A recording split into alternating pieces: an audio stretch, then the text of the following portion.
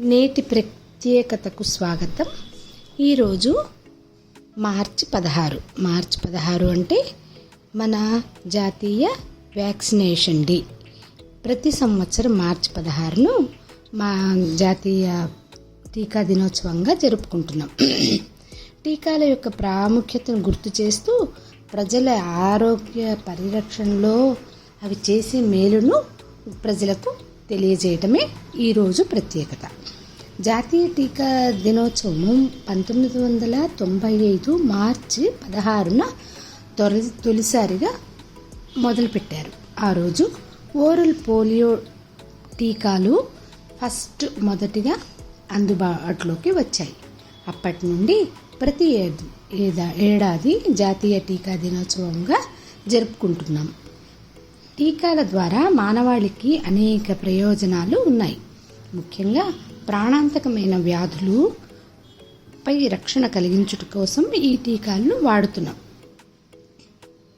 అవి ఏంటంటే polio, chicken pox, Covid లాంటి ప్రమాదకరమైన వ్యాధుల నుండి ఈ టీకాలు రక్షణ కల్పిస్తున్నాయి.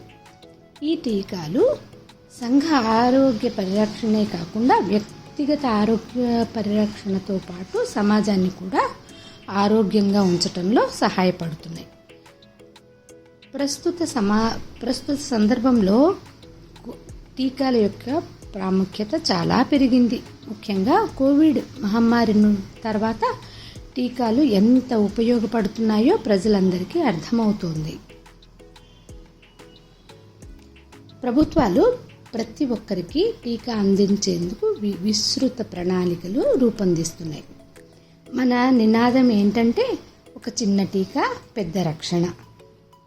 ఈ జాతీయ టీకా దినోత్సవం రోజున అందరికీ టీకాల అవసరాన్ని గుర్తు చేయాలి మరియు ఆ టీకా తీసుకోవడం ద్వారా ఆరోగ్యాన్ని సంరక్షించుకోవాలి. ఇది మన నినాదం.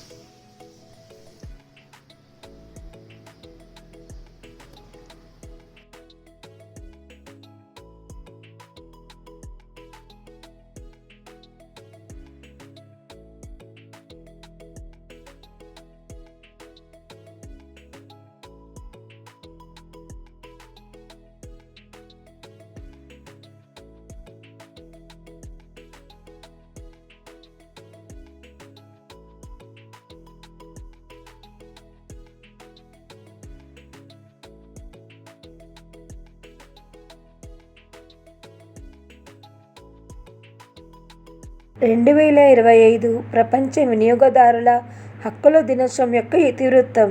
సుస్థిర జీవనశైలికి న్యాయమైన పరివర్తన.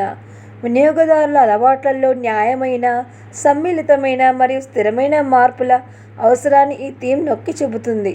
పర్యావరణ అనుకూల జీవనశైలి వైపు మార్పు అందరికీ అందుబాటులో, సమానంగా మరియు ప్రయోజనకరంగా ఉండేలా చూసుకోవడంలో వ్యాపారాలు, ప్రభుత్వాలు మరియు వ్యక్తుల యొక్క పాత్రను ఇది హైలైట్ చేస్తుంది.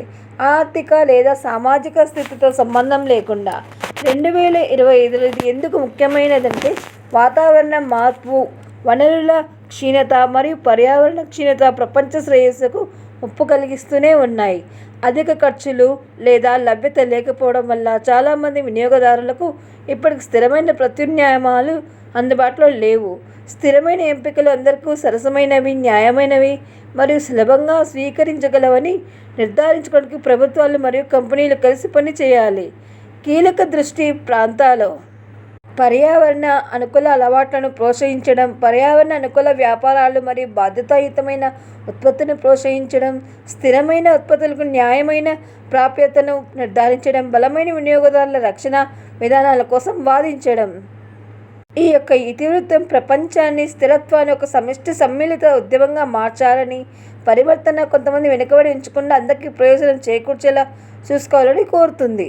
1985లో ఐక్యరాజ్యసమితి వినియోగదారుల రక్షణ కోసం ఐక్యరాజ్యసమితి మార్గదర్శకాల ద్వారా వినియోగదారుల హక్కులు మరో 4 చేర్చడానికి విస్తరించింది.